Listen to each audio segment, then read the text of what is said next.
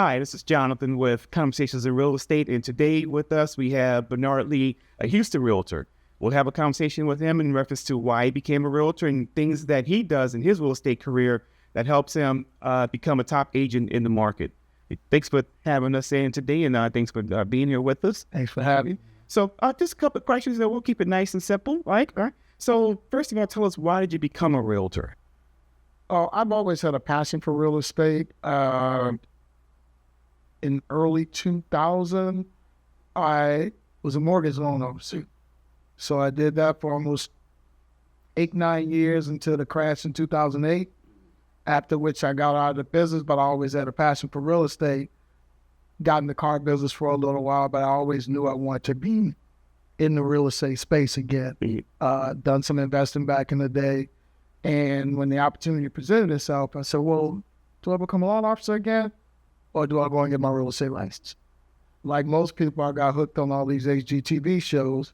I was like, I know I'm way better than these people. So I decided to go and get my real estate license in 2017. 2017. So it's been, 8 years for you now? 8 years. Okay. February made 8 years. So why not, do you think going back into being a mortgage broker or marrying the two would be beneficial for you where you're going with your career? I thought about that, but I quickly learned that if I decided to go back and get my mortgage license and try to do both, I would be doing both sides of the injustice. And I tell realtors all the time who come to me and say, well, what if I get my mortgage license? I say, you will do somebody a disservice. Focus on one thing, give them all that you got, because it's a no-win situation. Yeah, I think it is now. It's difficult to put that much interest on two different industries like that. Yeah. Because real estate is more of a hands-on type of thing. You could put some AI in it because that's what we're doing now, but a lot of it is still handshaking, face-to-face meeting with people in order to get that transaction completed. Yeah. So you've had your real estate licenses for about 8 years now. What other aspects of real estate have you ventured off into in that time? I've done a little bit of investing. I've done a little bit of wholesaling. None of which are my favorites. I have no desire to be a landlord. I do like the flipping aspect of it. Would like to do a little bit, maybe 4 or 5 of those a year, but just for fun. Yeah. But I love the real estate side. I love the hand-to-hand combat, interacting with the people, and my favorite part is handing those keys over at the closings. Yeah, that is the reward at the end of it. Flipping is a really good thing. I think the Houston market is a little more competitive because you have a lot of people here that can buy with cash. Better. And if you're not one of them, it makes it a little bit harder for you to submit or win those really good deals. Yeah. So especially trying to go to the auction, you need cash to go to the auction. You don't have cash, you got to leave that money when you walk out. So it's not like let me contact my loan officer. No, that may not work out well for you. But I've grown to like real estate. And I've taken somewhat of the same path. I had a mortgage broker's license back in 2001, I think it was 2002, somewhere around in there. But the real estate side, moving houses, was more of a better fit for me, and it was more rewarding. Yeah, way more rewarding. I mean, with loan officers, you're sending that loan approval over, and then you're just waiting on closing, and you really have no connection to the buyer. Other than that. So, but with the real estate transaction, you feel emotion when you're moving through with people. When they don't get approved for a house, you feel it with them most of the time. When they do get approved, you go through all these emotions. Yeah, you're right there with them, riding the roller coaster. So yeah, this is one of the reasons why we ask that question, to make sure that a lot of times when we ask that question to realtors, the answer is genuine. And we all feel the same thing, and we need to feel it. And if we're honest, because I like to pride myself on being honest, we get in this business for the money. Yeah, you can make a really good living, way more on the real estate side than you can on the mortgage side. Yeah, especially with all the new laws and regulations. Exactly. And the time freedom is a little bit better too. Yeah. So yeah. All right. Next question for you then. So before you became a realtor, you had a couple of industries, right? You were a mortgage broker, and then you were a luxury car salesman. And so what skill set have you taken from both of those and kind of merged them into your real estate? It's funny you mentioned that, Jane. That's a great question. The transition was easy for me because I sold high-line cars, Range Rover, Jaguar in particular, and I dealt with the most elite of the elite. So it helped me overcome objections better because when you're dealing with very wealthy people who can write a check for a $180,000 car, it's way different from a guy who's buying a $20,000 Chevy. So you learn to listen a lot more than you speak. And one of the things I learned in one of my Range Rover trainings was the first person that speaks in a negotiation loses. Right. So when you present what you have to present to your buyer, you sit there and you wait. If you speak before they do, you probably lost that sale. And I carried that over into real estate. That is mostly true. And yeah, absolutely. What other skills have you taken from those two industries that have helped you in your real estate career? Marketing. It made me, even though I worked at a dealership that had all this inventory, it was basically my business. And I got out, I just didn't have to provide the inventory. And I was going to get out of it what I put into it. And I realized very quickly, because every month, everybody wanted to be salesperson of the month. Right. You had some guys selling 5 cars, you had other guys selling 40 cars. How'd they do that? They marketed themselves. You got to constantly be marketing all the time. Right. Real estate same. Real estate the same way. So what marketing avenues and techniques have you employed and throughout your real estate career, specifically for this year then? Now, specifically for this year, I'm glad you plugged that because before this year, I didn't do anything. I was the guy who hated social media. I vowed 8 years ago when I got my license, I was never going to use it. It's just a fad. I'm old school. I'm a hand-to-hand combat. And now looking back, I wish I had implemented it 8 years ago. Because some of the people, the very people who I encouraged to use it, their YouTube channels blew up, their social media blew up, and they actually got business for it. I was always a better salesperson, but they had more exposure. More exposed through social media. So I was basically a secret agent, even with all my skill set. Yeah, just sitting on it. But the guy who one of my mentees who I told to build a YouTube channel 5 years ago, has 22,000 followers now. Wow. And he sold about probably 15 houses strictly from YouTube in the last year and a half. That's nice. And I haven't sold any. That's nice. Yeah. That's really So if I can go back and rethink that whole thought process, yeah, I would definitely, social media, I'll be all over it. Yeah. All over. And it is a necessity now. And I tell realtors that all the time. You got to get out there. I mean, you have to do something. What we have, like 25,000 agents in the Houston market. You need to do something to kind of separate yourself from everything else that's out there. Correct. You have to get out there, even if you're not comfortable with it. You need to find a way to get comfortable with it, and be consistent with it. So, and that will help you with your career because it's, everybody's starting off online. Yeah. Before the buyer seller calls you, they're online looking. Yeah. They want to know who you are and trying to match personalities. And expect they're not looking you up, you're wrong. They are definitely looking you up. So your stuff needs to be clean. Google is a machine. Yeah. They're looking it up. You need to have good stuff out there to attract the type of client you're looking for. So, social media plays a very, very, very large part in that. And again, you're not going to do well in this industry without having some type of channel or presence, whether it's Instagram, TikTok, YouTube, Facebook, Medium. You need to have some stuff out there. Hey, Jay, one of the things I've learned is, on that note, what I tell a lot of new agents now, you don't have to try to use them all.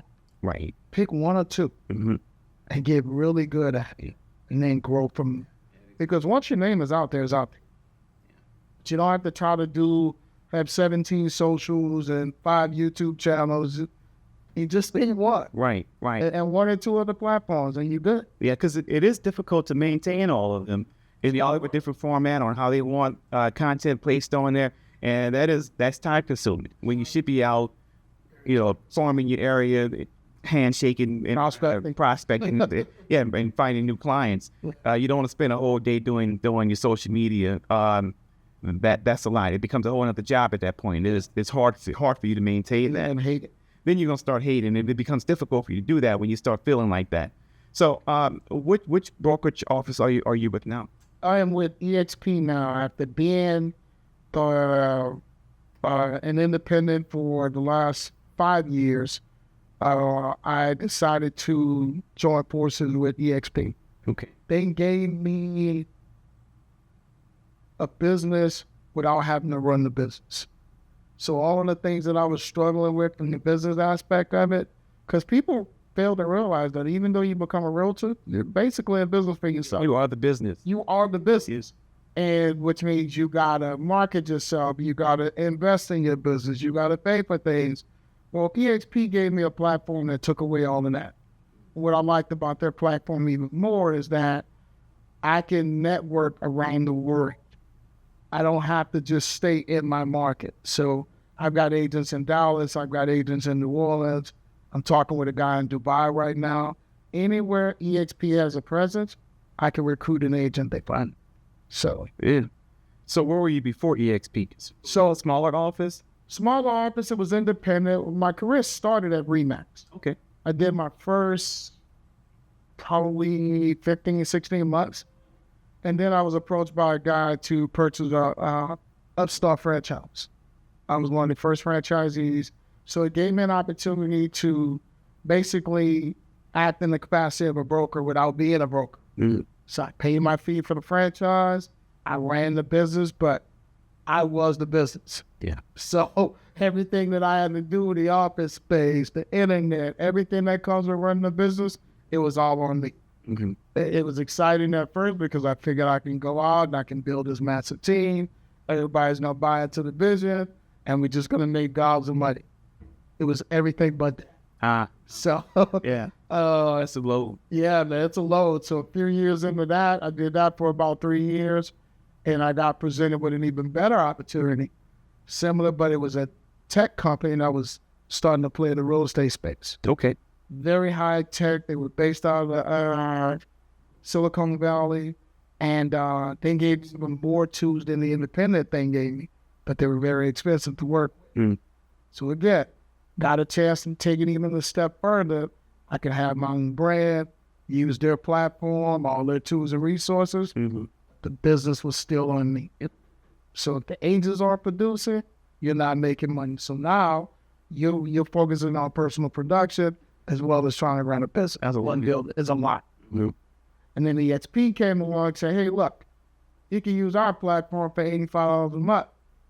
We handle all the back end stuff. All you need to do is go out there and do what you think. Go. And the irony of it is that somebody had approached me 2 years prior, trying to get me to join EXP. But the way they framed it, as everybody hears, it sounds like a pyramid scheme because it was all about recruiting. Mm-hmm. But when I met a guy who was doing it the right way and explained it to me, it was light check. So best decision I ever made. Should have did a long time ago. All right. So, what are your plans for the next 3 to 5 years?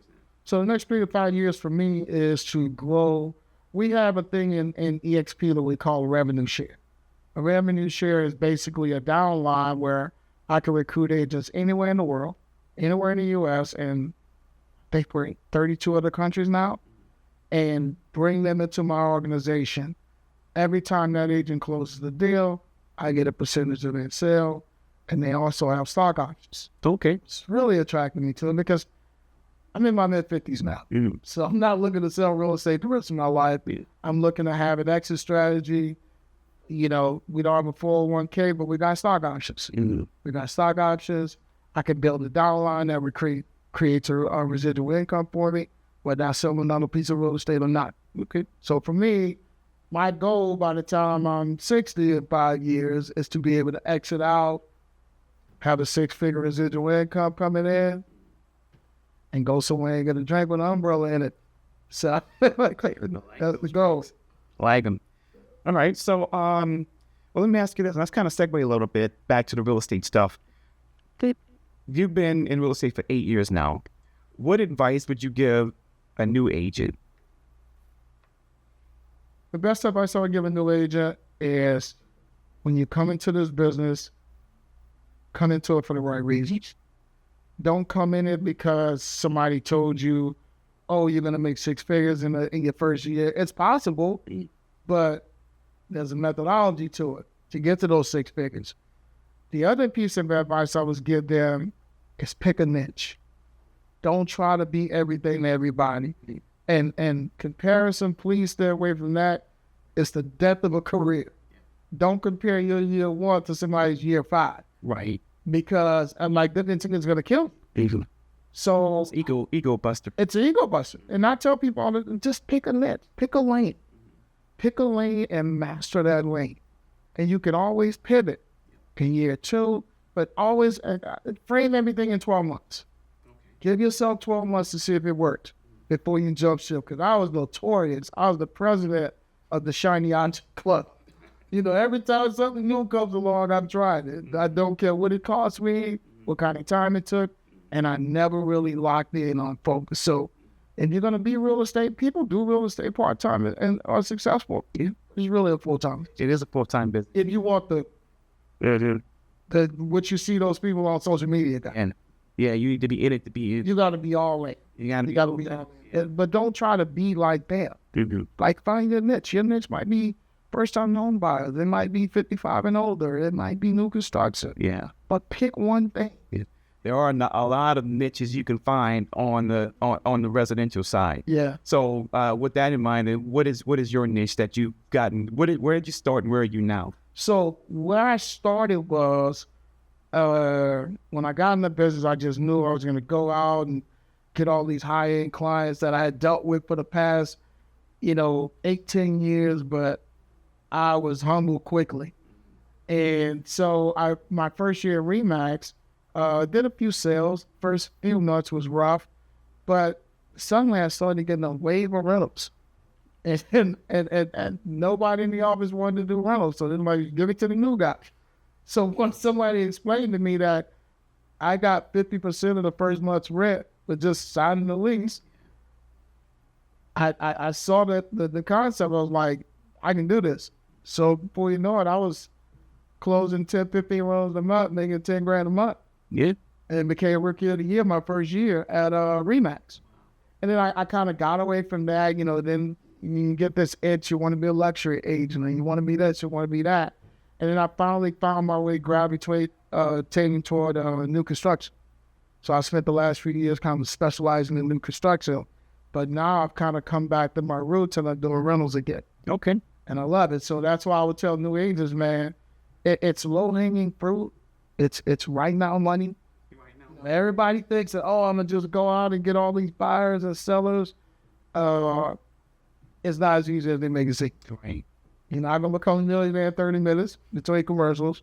It's real work. But if you're looking to get some reps in and get some real experience under your belt, rentals. Okay. So how'd you fall into rentals other than them just kind of throwing it on you? Were you excited to take it on or were you kind of hesitant about it? In the beginning, I didn't know any better. So I was excited. I just thought it was because I'm a natural salesperson. So for me, anything dealing with sales and, talking through the negotiation part, that's my specialty. So it was always fun going up against the other agents on my client's behalf and winning. Yeah. So that part was always fun. And the same thing, that kind of transitioned into the sales side. When it came down to, you're to put me in the room, the best of it. When it comes to negotiating, I'm going to leave that room with the win. Got it. So, but yeah, the rentals, I tell people all the time, man, rentals can be a little frustrating sometimes, but if you can get a system going with it, it can be very rewarding. Okay. So you want to explain what your kind of pieces of what your system looks like? So now that partnering with you to go for rent is now I can get a client almost pre-qualified by taking a snapshot of their credit, cost them $20. It gives me an edge by looking at their credit, knowing what's on it, asking them a few more questions about what's this and that, because I already know when the other agent sees this credit report, I already kind of anticipate what questions they're going to ask. If I know the information first, I can already prepare my answers. Right, and you can better service your clients. And I can better service the client. Yeah. And then the other thing I like about your service at Go for Rent is I don't have to do anything. You you guys handle the lease. You write up the lease. You handle, collecting the money, the whole 9 yards. When I hand it off to you, I'm on to the next client. And that's where it should be. Yeah. Yeah, we like it that way over there. So definitely partner with Go for Rent. Yeah. If you're gonna focus on the Save you a lot of time. save you a lot of time. So are you working on trying to build a team now, or? Yes. Okay. Yeah. So we're looking to build a team. Agents who are, like I said, looking to make some right now money. If you're looking to make some right now money, you don't want to be that guy out here wondering where your next deal is going to come from. You look up 6 months and pass on the calendar. Right. Yeah, you may want to partner with us because you got some things going on. Yeah. Definitely on the rental side. A lot of people shun rentals because it's not sexy, but you can Bills paid. Yeah, The bills will be paid. bills paid. Checks will come every week. Yeah, you can eat off rentals. When you do the math, then the math starts to add up. Makes a lot of sense. So what do you kind of start to see in the real estate industry going that will benefit you, and what do you see going and kind of will make some adjustments? I think from the beneficial standpoint, especially in our market, you can still get a lot of house for the money, but you got to be able to qualify. Yeah. So those people who are in a transition, whether you're relocating from another city or state, or you're in the military or something like that, or you're just looking at transition out in apartments, there are a lot of builders that are building in the new construction space strictly for rentals. Yeah. So you can have the benefits of a homeowner until you're ready to become. In terms of where I see the industry going, I think Houston's one of those markets where, like, real estate is good. Next to oil and gas, this industry isn't going anywhere. Not our market. Right. Some other people might feel it, but for us, I just don't. I see it only getting better. Now, we may have to adjust a little bit. We may have to get a little bit more creative, which is one of the reasons I call myself the alternative agent, because I'm always looking for a backdoor entry to getting the deal done. I'm not going to stop at the first no, probably not even the 10th no. So I'm going to find a way to get that deal done. Okay. I do a lot of creative financing, a lot of subject to type stuff. So whatever the client needs at that time, I try to exhaust our opportunities. Okay. Before I just call them DOA. So do you prefer the sales side or the rental side? I think, Jay, what my niche is becoming is rentals for the right now people and new construction on the sales side. Okay. I think new construction is one of those segments where you can really get your client the best deal. Because a lot of the builders kind of overbuilt. And so there's some crazy deals right now on new construction. I just met a lady in the airport coming back home the other day, and I told her the same thing. So we ended up connecting. Okay. And the lady sitting next to me needs a rental. So we ended up connecting. Like, what's your Instagram? I was like, I was using a lot, but here it is. So I got 2 clients in one day from a plane ride back from Rhode Island. Yeah, man, that's good. That's good. So, I think that I usually tell realtors, you need to find your niche, right? Because that will help you define yourself, right? And that helps you streamline all your marketing efforts because you know where you are and you know where to find your people. The other thing I try to get realtors to understand is, the market is cyclical.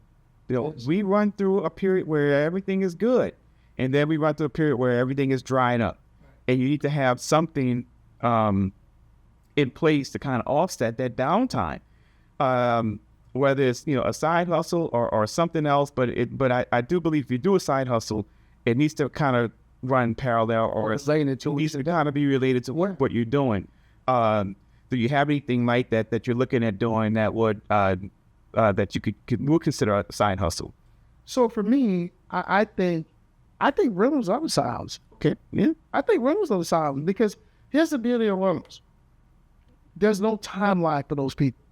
When they gotta move, they gotta move. Yeah, the calendar is your friend. Yeah. So you don't get that. Oh, I'm just looking. I had a guy tell me the other day. Ironically, I got a new lead came in. The guy said, "Oh, I'm at Florida. I was just looking. I might move to Houston in 2 years.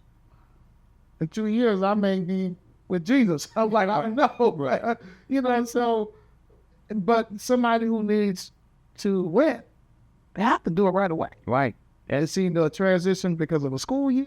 They got a date. It's the holiday. They got a date. You know, so for me, rentals is my side hustle. Okay, that is a good way to look at it. Yeah. Yeah, I see how that could play in because you're doing rentals in the meantime to make the right now while you're nurturing the relationship with the buyer. The buyers and even the sellers. Or the sellers that are way out somewhere. Right. Right. Because they don't have the buyers. Exactly. They're living somewhere now. Yeah. That's why they say, I'm interviewing realtor there. I was just online playing around. They got nothing but time. Exactly. But rental people, I had a lady call me last week. One of your people, because of that effect, she's like, I need to move in the next 15 days. Good. You can almost count that check. Yeah. Yeah, and you will find a landlord. You will find one. So I would tell people all the time, like you said, the market is cyclical. And if you're going to do something on the side, make sure it's related to your primary business. Yep. So you don't lose focus. Right. It's easy to lose focus. Yes. Yeah, especially when the money starts drying up. Yeah, and you start pivoting. That's not what you want to do. You want to lean in. You don't want to pivot. Yeah. It's easy to lose focus, man. But then I tell people what I've learned from my own experience is that rentals just give you more reps. Yep. It's just like going to the gym and shooting free throws and lifting weights. It just gives you more reps. Yeah. And talk to people all the time. Some people are going to be good. Some people are going to be bad. Some people are going to ghost you. Yep. Other people are going to call you right away. They're going to need your help right away. So, Turn your phone up. Yeah, because they need you. yeah. Yeah. You just keep getting the reps and you learn what, could have said this different. Yeah. Then I listened the last time, so yeah, I love it, man. This light bulb should have went out 3 years ago.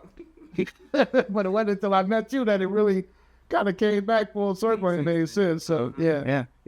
Well, that's all I have. Is there anything you want to No, man, I just said what I would say to any realtor, especially in the Houston area looking to grow your business, definitely partner with Jonathan and go for rent. It would be a great addition to your business. Look into their services. They can handle everything for you, writing the leases, doing the photos, anything you need to take things off your plate. Look up Go for Rent. Thank you. Well, thank you for joining Conversations in Real Estate. Today we had Bernard Lee he's a Houston realtor, and we'll see you next time.